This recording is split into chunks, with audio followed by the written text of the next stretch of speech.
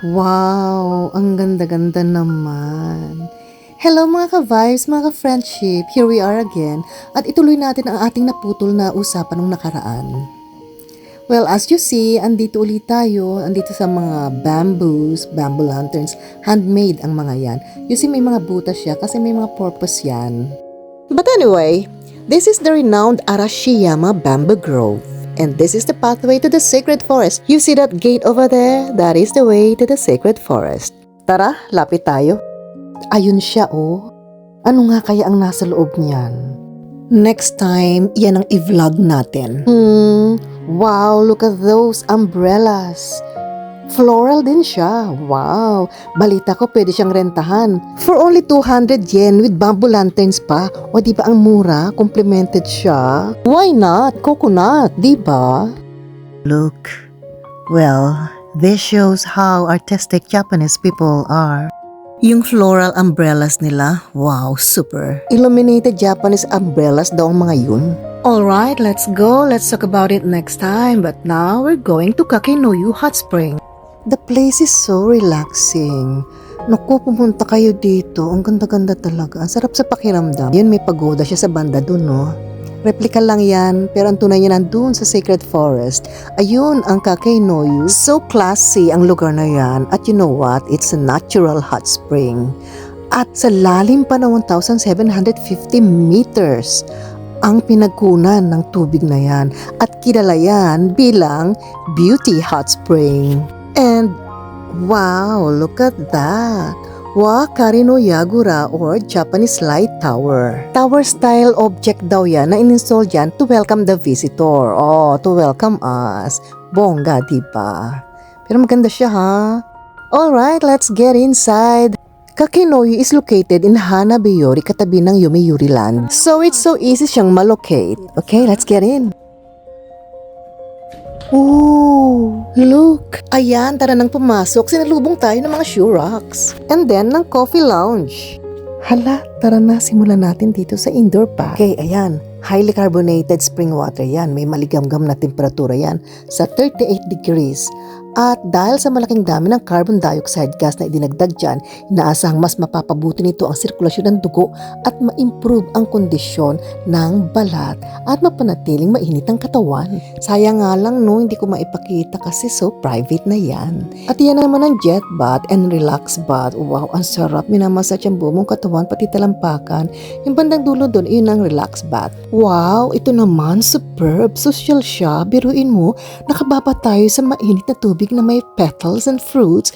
Naalala ko tuloy si Cleopatra nung araw. This is so overwhelming. What an absolute experience. Come on, try na. Promise, you won't regret it. And that one is one-of-a-kind open-air bath with a panoramic view of greenery and Tokyo skyline. And this is a natural hot spring block water from the depth of 1,750 meters and mildly alkaline bicarbonated spring, which is also known as beauty water and beautiful skin water. Yan naman ay nako, grabe. Akala ko nag-ground ako, yung pala electric bath, kaya naman pala. At yan naman ang sauna rooms para sa mga babae at lalaki. May tinatawag silang auto-lolly system. Dito automatically nag-spray ng tubig ang mga mainit na sauna stones na may orasyon. And then makikreate ng singaw o steam saka pinapakalat sa buong room gamit ng isang electric fan. Dahil dyan napupuno ng steam na may negative ions ang buong sauna kaya agad nagiging intense ang pakiramdam ng init at mas napapabilis ang pagpapawis ng katawan. Oh, di ba bongga? Oh, hindi ba kapag tayo nagbabad sa mainit, hindi ba nag-o-open ang pores natin? So, to tighten the pores, magpapabad naman tayo dito sa cold bath to tighten our pores and to make our body feel more warm. Ayan, relaxing time. Come on, tara na mag-relax. Shh! Tara dito tayo sa reclining lounge. Ayan ang mga books nila oh. They have over 10,000 mangas, magazines, and books. Sayang nga lang di natin mabasa kasi nasa Japanese. Ayan ang suot namin dito pero ibabalik yan. Makapag-relax na nga dito sa reclining chair nila. Wow, Tingnan mo naman ang labas, sayang madilim. Ang ganda ng labas niyan. Kaya makuya-kuya na lang muna tayo. So try nyo rin magpunta dito. Very affordable siya. After nyong mag-onsen, makakapag-relax talaga kayo. Ang ganda. They have over 50 electric reclining chairs equipped with TV and charging ports. Sugoy, no? Relax for a while. Ay, ang sarap mag-relax. Yung speaker pala niya nandito sa bandang ulunan. Kain tayong soft ice cream habang nagre-relax. Ayan naman ang ladies lounge. Diba? Very comfy. May soft cushions, pwede kang mahiga, at pwede ka ring umidlip. O diba? O ano pang hanapin mo? Tara na, punta kayo dito. Kung gusto nyo namang medyo magbasa-basa, ayan o. Tingnan-tingnan nyo yung mga pictures ng books, magazines, comics. After ng onsen, ayan, ang sarap pumilata. Try nyo pumunta dito sa Hanabiori Kakeno, yung magkasama yan. After nyo mag-flower viewing, ma-witness ang digital art ng projection mapping. After nyo mapagod sa paglalakad, diretso na kayo dito sa onsen Kakenoyu. Sarap mag-relax dito. Patay-tahimik, kasi magandang ang music. Ay naku, nakakatanggal ng stress. Tapos paglabas nyo dito sa Kakenoyu, bubungat sa inyo ang bamboo akari. Meron siyang 1,000 bamboo lights. Tapos yan yung very mystical at so elegant ang atmosphere at night. Tapos makikita nyo dyan yung Yomiuri Land Jewel Illumination.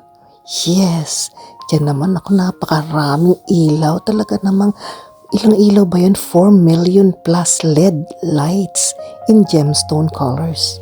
Talagang, oh my God, so mystical ang dating. Kaya try nyo, punta kayo dito. Huwag nyo palambasin. Hanggang April lang yan, Jewel Illumination ng Yomiuri Land. And look at the fountain show. Isn't it fabulous? Imagine, 3-in-1 and very affordable. Full pack siya, kaya hindi kayo magsisisi. At talaga namang mag-i-enjoy kayo, whole day enjoyment. May Yomiuri Land na, may Hanabiori pa, at pag napagod kayo, may Kakenoyu hot spring pa. O, di ba parang kape 3-in-1? Sulit sa saya.